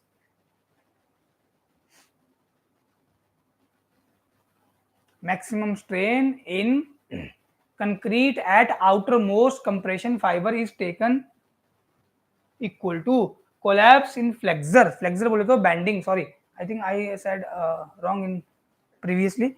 So flexor means bending. Of course, this is 0.0035. What is the minimum strain for steel? Let be epsilon st. The strain for steel should be greater than this one, 0.002 plus 0.87 Fy. That is kind of design stress upon Young's modulus value of steel. Clear? Very basic questions generally asked in your exams. Such type of questions probability are high. So here's the next question. So I think the things has been little, these things will not clearly visible too. This is 50, guys. This from the center of this tensile reinforcement to the soffit of the beam, this is 50 mm. Okay, and here this is written 3 bars 16.5. That is the diameter of each bar is 16 mm. It is written in the question, and this is 350. And what he is asking in the reinforced beam section that is given in the question, not drawn to scale, the nominal cover provided at the bottom of the beam as per IS. So nominal cover, what will the nominal cover? Let me draw here. So suppose this is the stirrup that we have basically, and here is the main steel. So from here roll up to here, this is given to you 50. Now he just want to know this one from here to here, what is this nominal cover, or what do you call it, clear cover. So 50, what is the die of this bar? Is it 16? So half of 16, 8. So this 50 minus 8, you will reach here, minus thickness or this diameter of this stirrup. So of course stirrups are also a kind of bar. So 2-legged 12F5 stirrups. This is 2-legged. 2-legged meaning to say that. So let me just draw it. So it might be, you will find it like this one. Although proper 90-degree bend you will never find here. Like this one that we have, suppose. Okay, so it is made with 12 mm dia bar, 12 mm. So this 50 minus 8 minus 12, I think this 20, 50 minus 20, this is 30 mm. So answer will be 30 mm. Option C will be the answer. Option C, yes, C. Although figure is not so clear, but I just make the things here separately. Option C is the answer. Fine.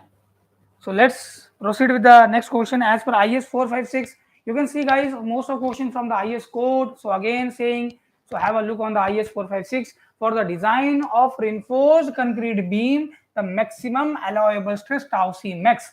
On what thing this maximum shear stress on concrete depends? It depend only and only upon this grade of concrete, nothing else. So I came with this table 20 from IS 456. You can also see the IS 456. It is clearly mentioned here maximum shear stress in concrete tau C max. Here's the grade of concrete, and corresponding to grade of concrete you will get the tau C max value. Here are the maximum shear stress in Newton per mm square. Clear? So option B is the answer. Fine. Next, that one way simply supported slab. One way slab is there and it is simply supported for a room of plan dimension 9 meter by 4 meter. A slab is given to us whose dimensions are also given to us. This is a longer span is 4 meter, longer span is 9 meter, shorter span is 4 meter, carries ultimate working load of this one. This is WU given to you in the question, 9 kilonewton per meter. Intensity of load, the design moment for the slab is. So this design moment for simply supported one way slab is WULX square upon 8. This we have the formula. Fine. So just sketch the value and let me know. This WU is your 9 and shorter span is your 4 into 4 by 8. So this is coming to be 2, 9 to 18 kilonewton meter. So just fetch the values, just apply the formula and you will get the answer. Option B is the answer. Clear? So now you can see guys, probability of such type of questions are very high. Because you will see this something you have to do the design, although just you have to apply the simple formula, nothing else. So here you can see when the slab is resting only on the two opposite edges, when the slab is resting only on the two parallel edges, this is your definitely one way slab. When the slab is resting on all the four edges, then you have to check the aspect ratio, that is this ly, longer span to shorter span ratio. If it is less than or equal to 2, then it is two way. If this ratio is coming to be greater than 2, then it is one way. Less than equal to 2, both included in the two way slab, but if it is greater than 2, then it is your one way. Fine. So steel reinforcement is also their picture. So I'm going to the next question now. In one way slab, transverse reinforcement is provided to. In one way slab, transverse reinforcement. What are the transverse reinforcement? So these are the transverse reinforcement. These one. So these are the transverse reinforcement or distribution steel, because the distribution steel, these steels distribute the concentrated load, the load that is acting on the slab. These steel bar help to distribute that load on the wider area. That's why also known as the distribution steel. They also help to prevent or to tackle with the temperature or shrinkage stresses, also known as temperature or shrinkage steel. Fine. So let us see the question. What is examiner asking? In one way slab, transverse reinforcement is provided to evenly distribute the effect of point load. This statement is okay. Okay, right? Restrict the temperature and shrinkage crack. This is also okay. Maintain the reinforcement in position. Yes, जो main steel होता है उसको उसकी position में रखता है. All the options are correct. Option D will be the answer. Option D will be the answer. Option D will be the answer. Fine. So don't make mistakes, because all the purposes are being served by the distribution steel or temperature steel. So now see what I am saying, distribution bar or temperature bar, both you can call it. Distribution bar, temperature bar. These two options are always there, na? If two options are always there, definitely you will go with the option D, all the above. Fine. So next question, let the characteristic strength to be defined as that value below which not more than 50%, not more than 50% of results are expected to fall. So what we have guys, so we have this curve, so kind of this normal distribution curve. Fine. So in x-axis we have strength and in y-axis we have frequency or number of cubes. Frequency. So by definition in general, so what is the characteristic compressive strength? That is the value of strength below which not more than 5% test results are expected to fall. Let it be here. That is, if this point is corresponding to FCK, this whole curve area in left of this green line representing only 5% of that area, and this remaining curve area is 95%.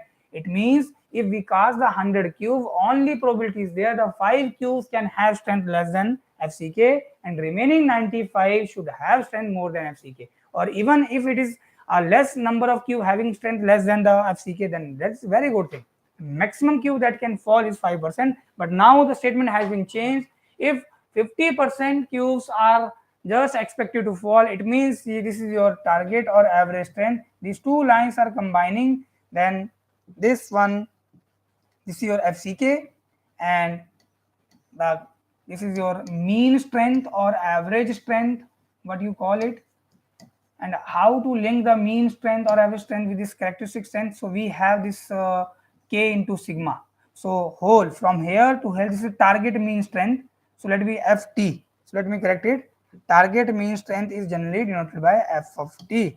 Subscript small t, target mean strength. So how to write the target mean strength? Answer is characteristic strength, whatever the value given to you in case of the numerical, plus K times sigma. Sigma is the standard deviation what we have, the deviation of the individual cube result with respect to the average value. Fine. What is K? K is the probability factor. As per the statement, if only 5% of test results are expected to fall, for 5% K is 1.65. For K equal to, say an example, if it is written 50% samples are expected to fall, if 50% samples are expected to fall, such statement is there, then K is 0. Then K is 0. If none sample is having strength less than FCK, then K is infinite. So just put here K 0, then FT is nothing but FCK. FCK is 25, and simply answer will be option C. Option C will be the direct यहाँ पे answer है. Yes, option C 25. Yes, fine. So just increase your participation, guys. So here's the next question. As per the IS code, the minimum grade of concrete for the design of pre-stressed concrete structure. Minimum grade of concrete कितना होता है pre stress concrete structure के design के लिए? For the designing of the pre stress concrete structure, minimum grade for the pre tension, we have the two types of the pre-stress concrete, pre-tension work and the post-tension work. For the pre-tension work, this minimum grade is M40, and for the post-tension work, the minimum grade is M30. As the losses are high in the pre-tension, that's why minimum grade of concrete is more in case of the pre-tension work. And the minimum cover is here 30 mm. This is the cover, minimum cover that is required in the pre-tension work is 30 mm, and for the post-tension work is the 20 mm. So what is the minimum grade? Answer is M30, because both are the type of pre-stressed concrete. Pre-stressed concrete, if it is clearly mentioned for the pre-tension, then answer will be M40, otherwise for post-tension it is M30. Clear? So let's proceed ahead. In pre-stressed concrete member, steel is under, always in tension. Steel is always in tension. Fine. So now see here. So this is kind of the pre-stress member. So it might be your pre-tension. As you can see in the figure, the steel is in direct contact with the concrete. So let it be your pre-tension member. So steel is always in tension. Steel is tension because with the help of hydraulic jack, we already pull the steel, and when we place the concrete, so after 28 days, we just snap the bar. So what is happening due to bond? The stress is being transferred to the concrete section in case of the pre-tension work. But in post-tension, we have the ducts. But we have ducts, and there are the kind of the strands. So what is this? This is strand. This one thing is your strand. So number of strands you will find in a duct is kind of the cable basically. So this is a hydraulic jack. One master jack will be there. So cone and wedges arrangement in India, freshman system we adopt mostly. So this is one of the picture that I picked for you, just only for understanding. Steel is always in the tension. So next question, torsion resisting capacity of a given RC section. If torsion is also acting in on your RC section, then torsion resisting capacity will increase by increasing the shear reinforcement. because if torsion is acting, guys, what will happen?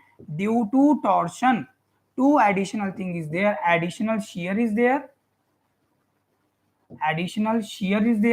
on the beam, and additional moment is there in the beam.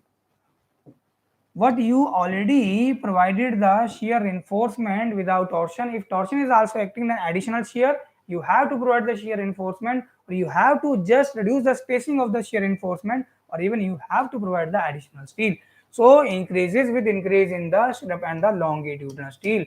The torsion resisting capacity increases, हमेशा ही बढ़ती है अगर हम shear reinforcement बढ़ाएं या उनकी spacing कम कर दें stirrups की, और मेन स्टील को बढ़ाने से भी हमारा रजिस्टिंग कैपेसिटी बढ़ता है. कौन सा? Torsion resisting capacity.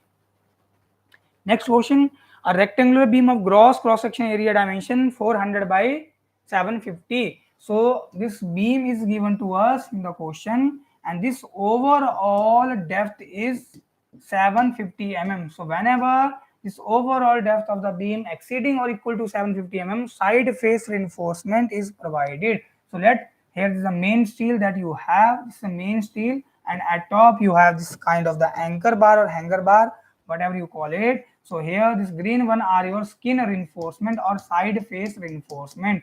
What its area? This area is 0.1% of web area. So why web? Because in case of T beam we have the width of web. So here this 0. If we wrote here the area of this tension or skin reinforcement, 0.1% of gross area. Gross area what? 400 by 750. So if you just solve it, 1 by 1000, percentage हटाने के लिए 100, decimal I remove, so I just multiply it by 110.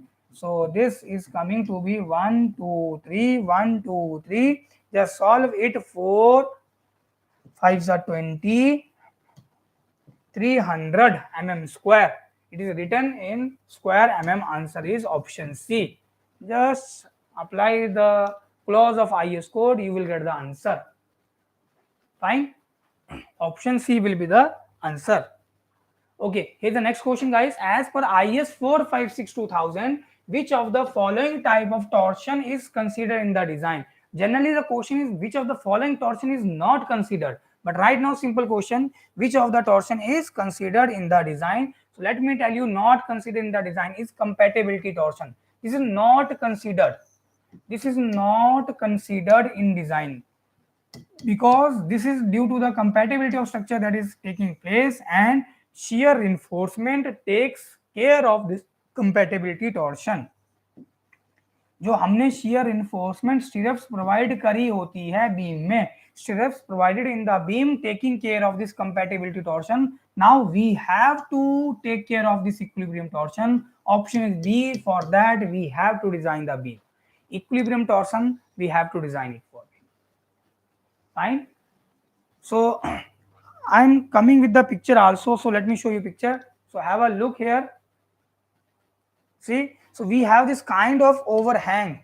Even you can see whenever you are just waiting for the bus and you are standing in this kind of the bus stop. So what you have, this kind of structure you will generally find there.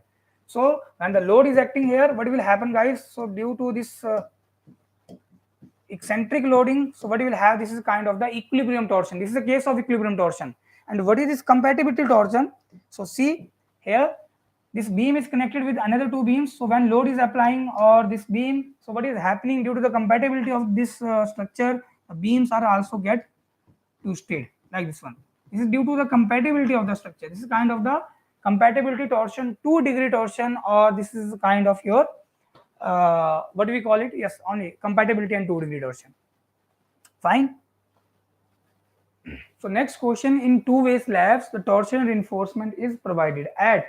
In case of two-way slab, the torsional reinforcement is provided at mid depth only, at the mid depth of the slab. This is a question.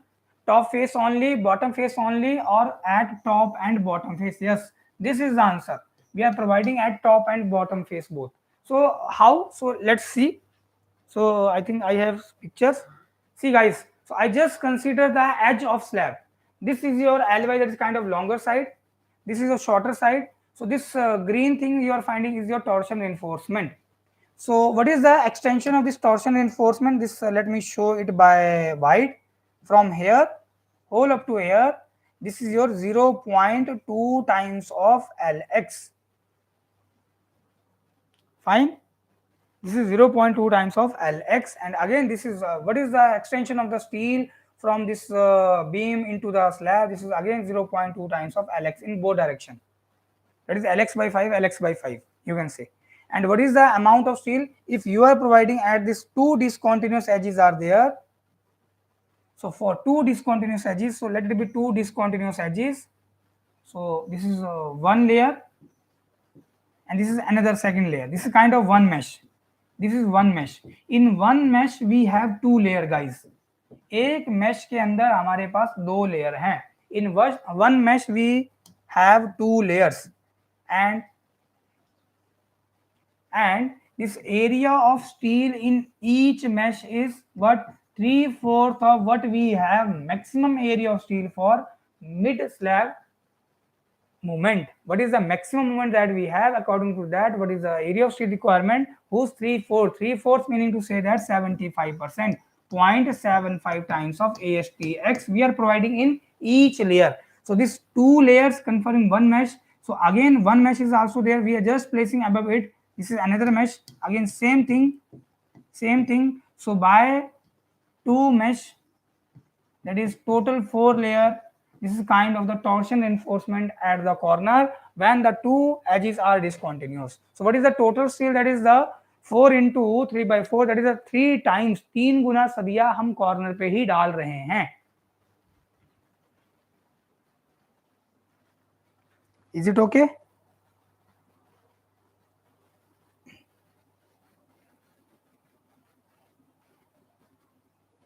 .25. Okay. Okay, this is 0.25 basically. Okay, so let's proceed ahead. So we are just providing at top and bottom. Okay, top and bottom we are providing the both. So I'm just giving you indication guys, so that you have some understanding of the concept. Suppose if the different question is being asked in the exam, so that you are able to answer that question. So with the help of one question, I'm trying to cover more question, like 2 or 3 questions with a single question.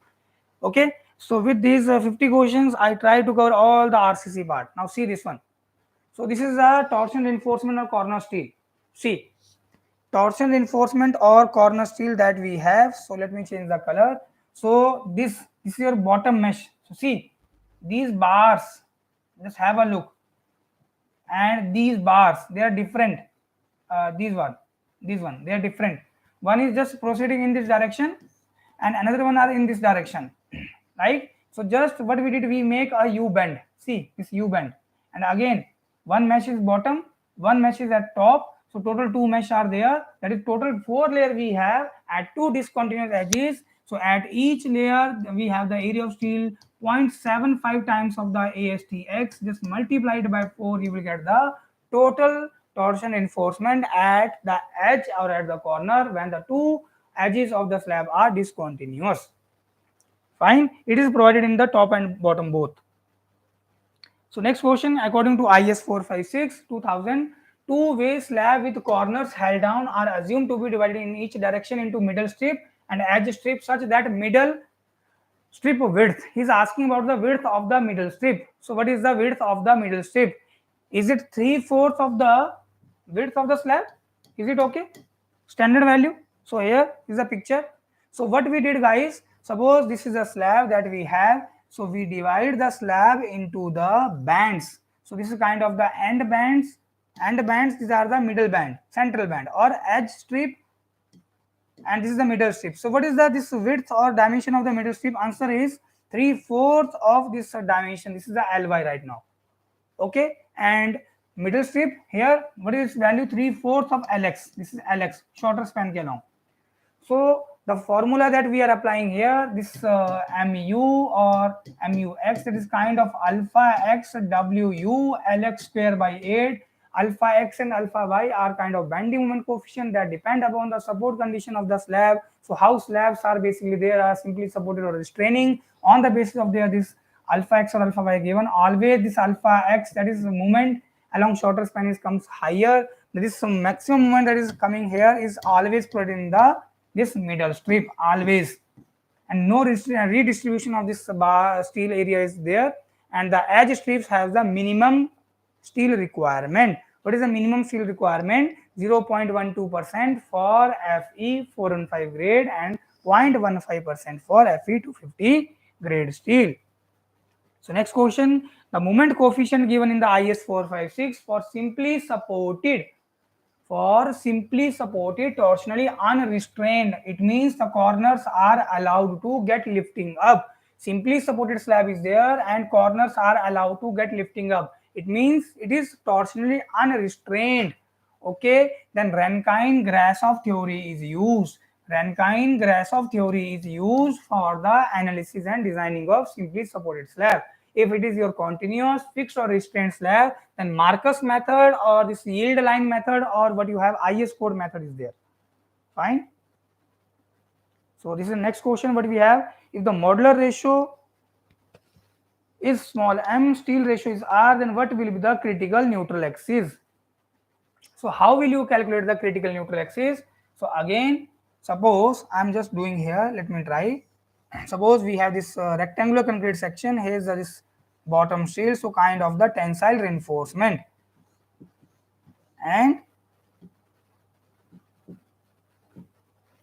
from here whole up to here let be your XC, depth of critical neutral axis, and from here whole up to center of this tensile reinforcement is your effective depth, then this will be your D minus XC. Okay, and strain diagram or stress diagram, both are linear. So what is stress here? Sigma CBC, and here sigma ST by M, because this is working stress method. Magic of modular ratio, we can convert the area of steel into area of concrete, stress in steel into stress in concrete at level of steel by modular ratio. So just apply this similar triangular property, you will get the relation. Finally, this depth is coming to me. I am writing a direct relation. Just solve it like this one that we already we did. Just apply this similar triangle formula, that is sigma CBC upon what? This one depth. This is what? XC equal to, this is what? Sigma ST by M divided by D minus XC. So XC is coming to be M sigma CBC upon M sigma CBC plus sigma ST. Just solve it. You will find this one. Or here D is also there. You will find D is also there. Okay.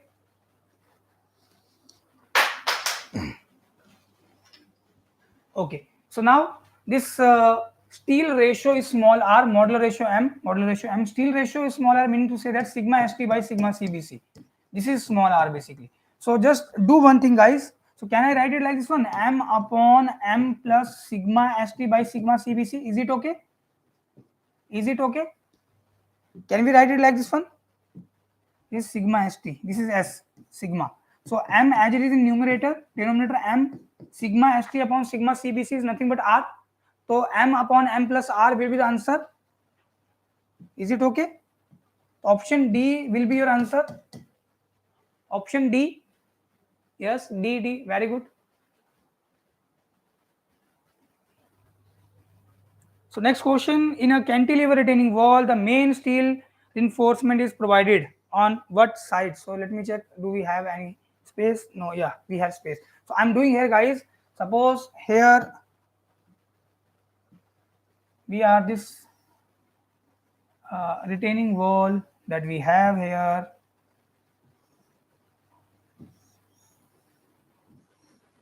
Or even what we have. So we have kind of here shear key. You must heard about shear key. Suppose. So this is your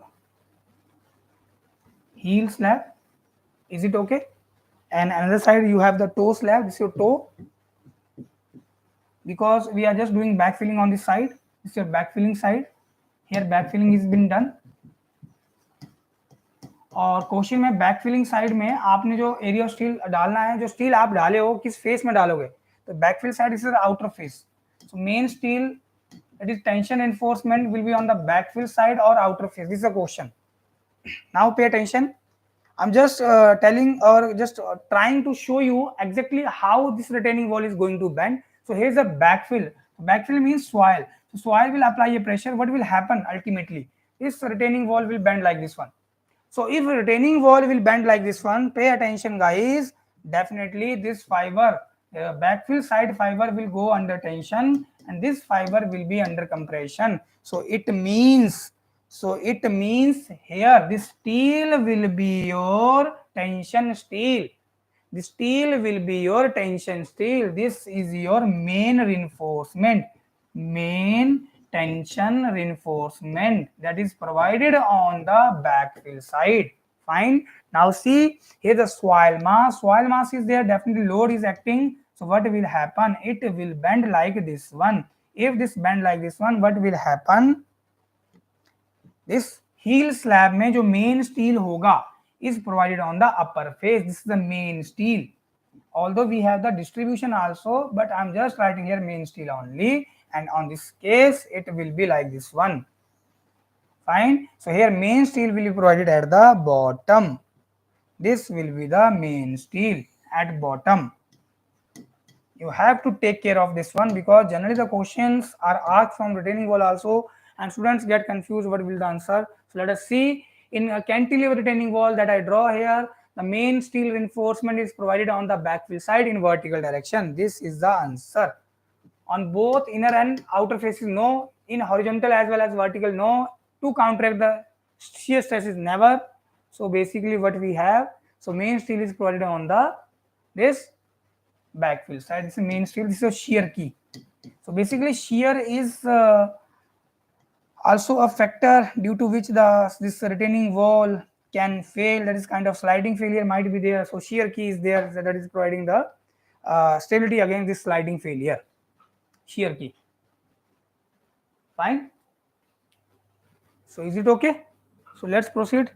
So next question, the foundation in which a cantilever beam is provided to join the two footings, that is simply your cantilever beam. Pay attention, cantilever beam is provided to join the two footings. This is your basically strap footing. That basically I was asking or basically just explaining earlier. Strip or strap footing is also there. Just have a look. This is your strap footing. So two footings are there. Footing 1, footing 2, they are joined by the strap beam. And this strap beam is generally little above the ground surface. Fine, थोड़ा सा ground surface से ऊपर होता है strap beam. Footing को बोल दिया है strap footing. Next, which support the masonry in opening of doors और विंडो. दरवाजे और खिड़की के ऊपर जो बीम दिया जाता है, beam provided above the door opening और window opening is what? This is your lintel. You must see this one. If you not see, just have a look here. See, so this is your lintel. This is already written in the picture. This is lintel. This is your sill level. This one is your sill level. So in surveying you will find this leveling question. Sill is basically mentioned there. So have a look on this one. So lintel will be the answer.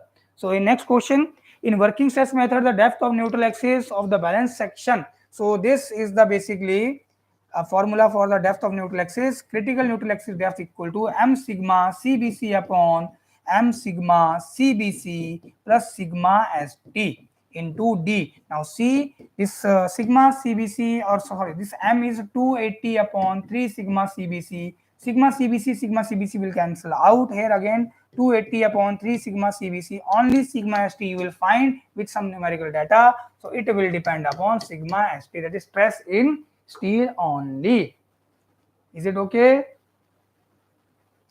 So this is all about your RCC part, guys. So I hope you enjoyed the session. These were the most expected 50 questions from RCC, और I try to cover whole RCC. मैंने कोशिश करी है कि सारा का सारा RCC different questions में लेके आया हूँ, जिससे आपको कंसेप्ट में थोड़ा आसानी रहे, कंसेप्ट बिल्ड हो. तो इस तरह के आप बहुत सारे क्वेश्चन सॉल्व करें guys, and all the best and keep preparing with the Yourpedia education. So good night, Jai Hind, जय भारत.